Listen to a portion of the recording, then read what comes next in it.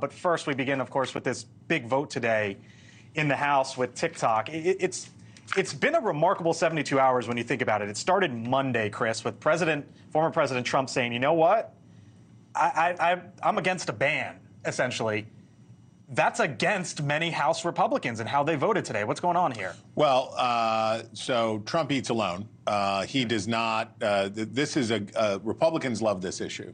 Whatever you think about the merits of the legislation, this is good for them. It's China baiting. It's anti-social media. This is an election year.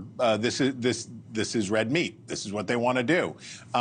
Trump, we know that he had a meeting with the U.S. backer Jeff Yass out of this, who has a massive stake in this, and he came out. Elon Musk also, who is draws a lot of water on the Republican side, also came out. We can maybe understand why Elon Musk did, because of course he doesn't want China to do to his properties what the United States is threatening to do to TikTok, and he also probably wants to doesn't want Meta or somebody to take it over. So there's a spider web of interests and things going on here. What mostly hasn't been discussed in all of this is the legitimate question that some Republicans have raised around the First Amendment rights of people to speak and be heard, and that will now happen in the Senate. Why did Trump go against the most of the party here? I think there's multiple reasons. I think obviously Chris highlighted some of them. I think actually turning over more power to Meta is probably one of the biggest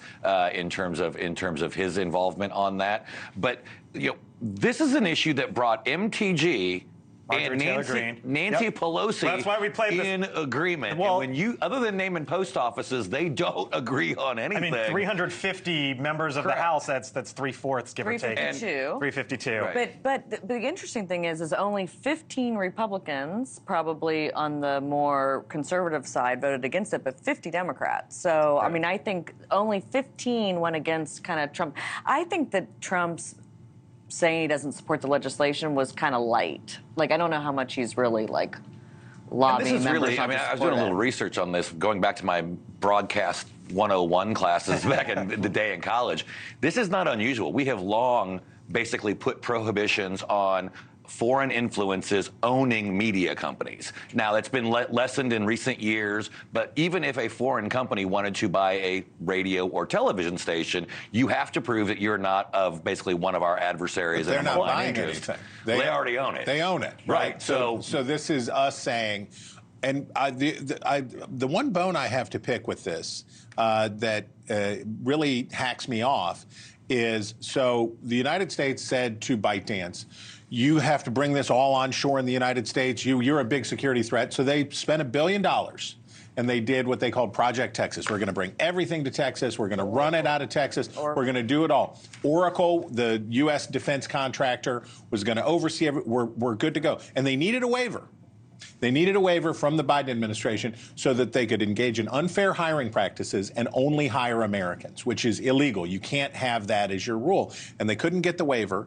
And this, I look at this and I see so much politics being played with this and not enough grown-up discussion. Speaking of politics, former Democratic congressman, you think this is bad politics for Democrats in an election year? Yeah, only the Democrats would say, okay, let me take one of my significant core constituencies and vote to ban something they all love 7 days before a major election. Yeah. So that's why I'm shocked this went forward. I mean, the politics to me are nuts.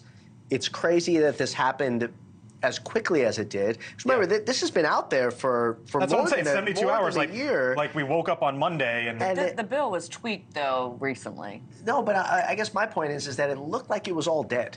Right, because there were Jamal Bowman and many folks on the left were leading pretty significant efforts to say this is actually about supporting small businesses too. Right. Many people are leading, very successful businesses on TikTok. But there's one vote in opposition to this that I found the most significant, and that was Jim Himes. Jim Himes, I'm going to get to it. I want to ask Congressman Auchincloss about that. Hold on one second, though, Congressman. I know you're out there, Mulvaney. I want to bring you in real quick. Your thoughts on all this? Yeah, I'm actually looking at the list of the 15 Republicans. You guys are talking about the Democrats, and I'm very interested to hear about Himes and some of the other folks who voted against it on that side. But the list, according to the Hill newspaper that went out, said Marjorie Taylor Greene actually voted against it.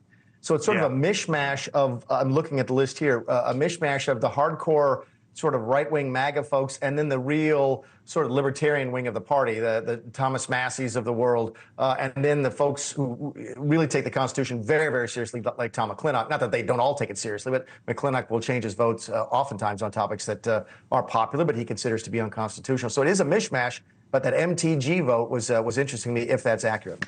Thank you for watching, and make sure you go to joinnn.com to find NewsNation on your television provider. And don't forget to click the red subscribe button below to get more of NewsNation's fact-driven, unbiased coverage.